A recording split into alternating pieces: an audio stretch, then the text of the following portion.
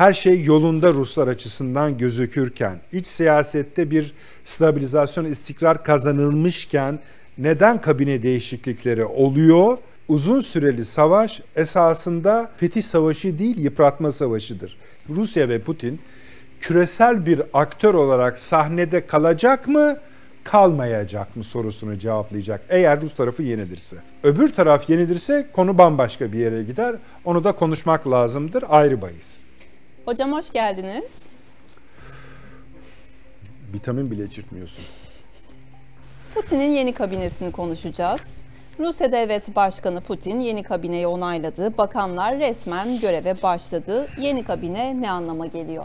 Vallahi tabii yeni kabinenin bütünü değil de en çok merak edilen konu herhalde şu olmak lazım. Bugüne kadar Savunma Bakanlığı'nın başında bulunan kişi gitti. Yerine nitelikleri de savunma işleriyle sanki uyumsuzmuş görünen bir başkası getirildi. Öbürü kötü olduğu için mi? Hayır, öyle anlaşılmadı. Dünya da öyle anlamadı. Çünkü Ukrayna-Rusya savaşı sırasında mesela Ukrayna'da Kiev yönetimi de bir sürü savunma bakanı, savunma bakan yardımcılarını, generallerini, cephe komutanlarını sıklıkla görevden aldı ve bunların genellikle negatif nedenleri vardı. Ancak şimdi şöyle bir soruyla karşı karşıyayız. Neden savaşın tam da Rusya'ya avantaj ürettiği bir zamanlamada buraya kadar getirmiş kişi ve dahi Prigojin isyanı gibi bir isyanda bile görevden alınmamış kişi şimdi görevden alındı ve yerine bir sivil getirildi. Herkes diyor ki hayır, bunun savaşta Rus ordusunun ya da Rus Savunma Bakanlığı'nın başarısızlığı ilgisi yok. Neyle ilgisi var dediğimizde de sağlı sollu bütün taraflar, yani burada bir anlaşmazlık yok, Rusya'nın savaş ekonomisine geçme ritüelinin son aşaması diyorlar. Peki bu ne? Bu ne demek? Bir ülkenin savaş ekonomisine geçmesi yani şu mu demek? Ukrayna ile yaklaşık 2 yıl aşan süredir devam eden bir savaş hali var. Bu savaş halinin artık ülkenin ekonomisinde karşılanması gerekiyor ve bunun telafi edilebilmesi, desteklenebilmesi için de başka bir mekanizma gerekiyor. Bu savaş durumuna geçen, yani savaş ekonomisine geçen ülke sayısı resmen şu anda Ukrayna özelinde 2. Bir tanesi Rusya, öbürü İngiltere. Başka emareler, bana sorarsanız Türkiye'nin dahi bu yönde bir bakışı olduğunu hissettiriyor. Türkiye için bu kadar söyleyebiliriz ama sadece şöyle bir not söyleyip geçeyim. Türkiye geçtiğimiz hafta açıklanan Dünya Altın Konseyi var. Onun rakamlarına göre dünyanın bütün ülkeleri içinde, ki ilk 4 içinde Kazakistan var, Rusya var, Hindistan var vesaire, birinci sırada en çok çeyrekte 2024'ün ilk çeyreğinde, ilk 3 ayında en çok altın çeken ülke. Ne demek? Bu soru aslında Rusya Savunma Bakanlığı'nın başına bir sivilin getirilmesi konusundaki merakımıza da eklenmeli ama bugünkü konumuz bu değil. Bu soruyu bir cevaplayalım. Bir yorum bu savaşın uzun süreceğine delalet. Bir yorum buna paralel olarak savaşın büyüyeceğine işaret. Bence her ikisi de doğru olmakla birlikte genellikle şöyle bir yere eklemleniyor. Efendim, acaba bir devasa savaş anına mı yaklaşıyoruz? 3. Dünya Savaşı'na mı yaklaşıyoruz? Bana kalırsa şu: çok uzun sürecek, coğrafyası da dünyanın tamamı olacak bir savaşlar silsilesine evriliyor iş. Uzun süreli savaş esasında fethetme savaşı, fetih savaşı değil, yıpratma savaşıdır.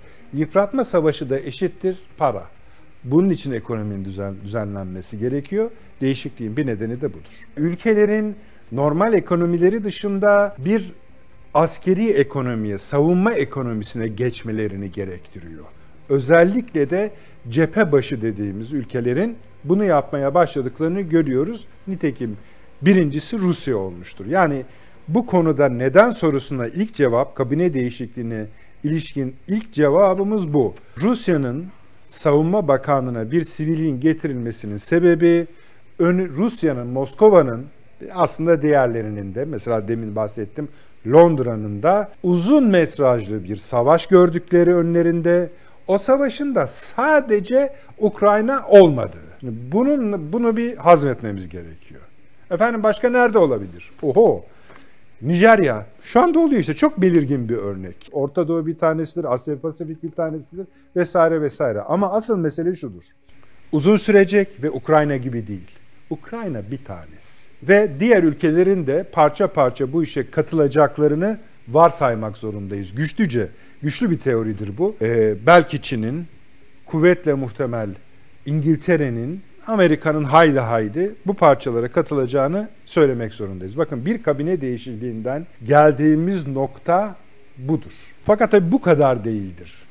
Rusya-Ukrayna savaşı ilk başladığında en üst jeopolitik değerlendirme olarak yapılması gerekenleri şöyle teşhis etmiştik. Yani anlamamız gerekeni. Bu savaşın sonunda Rusya ve Putin küresel bir aktör olarak sahnede kalacak mı, kalmayacak mı sorusunu cevaplayacak eğer Rus tarafı yenilirse. Öbür taraf yenilirse konu bambaşka bir yere gider. Onu da konuşmak lazımdır, ayrı bahis. Fakat bugün Rusya'nın ve Putin'in uzun vadeli olarak, tabii şeyi bilemeyiz, sağlık sorunu onları demiyoruz. Politik olarak, jeopolitik olarak konuşuyoruz. Dünya siyasetinde kalacağı artık belli olmuştur. Kazandığı seçim bunu gösteriyor. 2030 yılına kadar buradadır. Ve 2030 yılı bizim için çok manidardır. Çünkü bugün herkes Trump ve Biden arasındaki seçim sonucuna odaklanmış durumda. En önemli konudur ama ben bunu çok önceden söylediğim için şimdi de tekrarlamakta hiç beis görmüyorum. Hatta kuvvetlendiriyorum. Asıl iş 2028 seçimlerinde ABD'nin başına kimin geleceğidir. Malzeme o zaman ortaya çıkacak. Yoksa bugün temel politikalar açısından Trump ve Biden'ın bu çatışmalarda ayrıştığını görmüyoruz. Bu da bizi 2030'a otomatik getiriyor ve anlıyoruz artık, netiz. Bu uzun sürecek, yayılacak. Savunma Rusya'nın bu kabine değişikliği sırasında izah olarak ortaya getirdiği konulardan biri de savunma harcamasındaki yükseliştir. Şu anda 6,5 ile 6,7 arasında bütün gelirinin yüzde payı olarak söyleniyor. Bunun kısa sürede, yani 2024'ün sonundan itibaren %7'lik bir rakama ulaşacağı söyleniyor. Efendim bunun önemi nedir? Bu rakam Sovyetler Birliği rakamı. Yani mahsus duruyorum burada. Yani bu Sovyetler Birliği rakamı. İşin büyüdüğüne, uzayacağına bir delil daha. Ukrayna uzun süre sürmez hiç önemli değil artık. ABD başkanlık seçimlerine doğru bunun sona ereceği söyleniyordu. Velev ki o tarihte bitti, velev ki bitmedi. Ancak uzatılmasına ilişkin kaygıları şu olayda anlıyoruz. Şu sıralarda Rusya cephede daha anlamlı ataklar yapıyor. Bu ataklar Harkiv gibi kritik bir noktaya kadar gelmiş durumda ve ilerliyor. Bizzat Kiev yönetiminin ve Zelenski'nin açıklamaları olağanüstü zor bir süreçten geçildiğini gösteriyor. Apar topar ABD Dışişleri Bakanı Blinken geliyor. Ben geldim ama silahlar da havada diyor. Ama aynı akşam Kiev barlarında rock söylüyor, gitar çalıyor. Orada birkaç kilometre ötede binlerce genç karşılıklı ölürken. Ama bu devamına en azından kısa vadede işaret ediyor. Bu değişiklik aynı zamanda Rus endüstrisi, yani askeri endüstrisinin de yeniden ayarlanmasını gerektiren bir yapı. Amerikan savunma endüstrisi buna çok zaten teşne bir şeydir. Belki NATO'nun kuruluşundan beri hayır daha öncesinden beri bu şekilde çalışır. İkinci Dünya Savaşı'nda yerli yerine oturmuştur. Dünyanın her yerindeki savaş, Amerika katılmasın, Amerikan iç siyasetinin canlanması için hayati değerdedir ve öyle yaparlar. İlk önce parayla yardım ederler. Verdikleri parayla o ülkeye kendi silahlarını satarlar. Kendi silahlarını da yakında seçim varsa şu anki Amerikan yönetimini destekleyecek belirsiz eyaletlerin fabrikalarına aktarırlar. Oradaki işçilere para gitsin, seçmenlere para gitsin diye. Bugün de tam olarak böyle yapıyor. Yani neden hala uzun uzadıyadır bu işler, onları konuşuyoruz. Bir başka nokta, ya şöyle bir takvimlendirmeyi öneriyorum. Birçok olay var önümüzde. Aynı anda canlı olarak takip ediyoruz. Bu aktüel bir görev. Böyle yapıp yani bu konuyu merak edenlere yansıtmak, ama bence şu anda 3 tane kritik nokta yani takvim noktası belirlenmiş durum. İlki bugün ayın 16'sı, birkaç gün sonra yayınlanacak programımız. 16'sında gerçekleşmeye başlayan Çin'deki Putin Xi Jinping zirvesi. Burayı çok iyi bilmemiz gerekiyor. Türkiye'de de birçok ülkede de Amerika'da dahil Çin-Rusya ilişkilerine ilişkin yerleşik ön yargılar var. Bunların hiçbiri çalışmıyor. Şu anda söyleyeyim, hepsinin güncellenmesi gerekiyor. Bambaşka bir boyuta gelişiyor. İkincisi, söylemiştik, ABD başkanlık seçimleri. Üçüncüsü de Rusya Kazan'da gerçekleşecek olan BRICS zirvesi. Bu BRICS zirvesinde dünya ekonomisi, yani dolar üzerinden, dolarizasyon üzerinden yaşayan dünya ekonomisinin ne olacağına ilişkin daha belirgin bir karşı çıkış bekleniyor. Bu 3 takvim noktasından hareket ederek önümüzdeki belki 10 yılı kestirmemiz müsait, yani imkan dahilinde olacak. Hazır konu açılmışken şuna da değinmemiz gerekiyor. Zaten savaşın kendisi bir anomali halidir. Bu süreçlerde, hele hele bu savaşlar dünya düzenine ilişkin bir gelecek vaat ederken ya da bu anafor içinde devam ederken, yuvarlanırken gelişen bazı olaylara bakmamız lazım.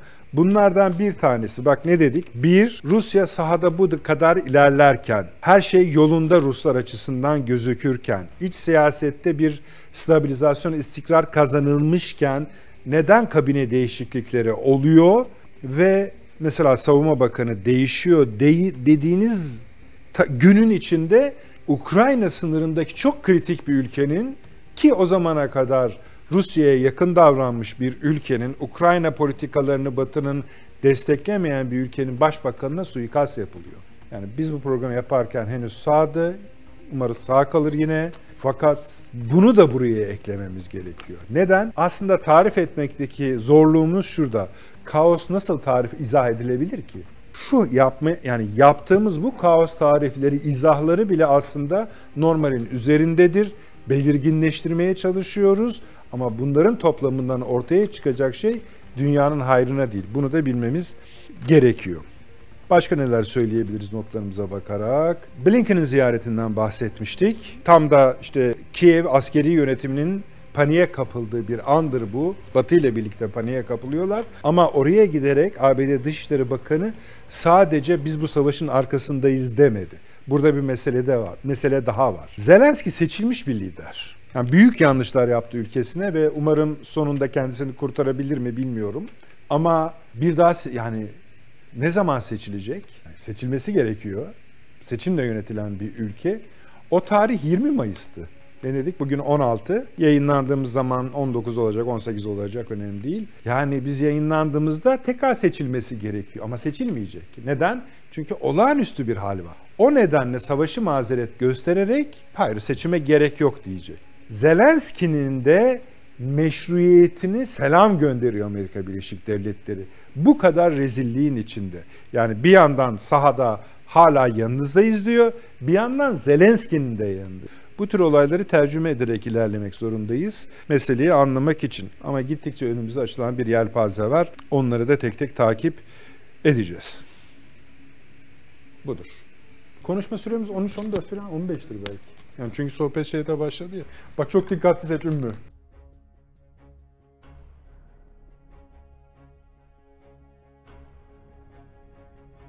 Birçok olay var önümüzde. Aynı anda canlı olarak takip ediyoruz. Bu aktüel bir görev. Böyle yapıp yani bu konuyu merak edenlere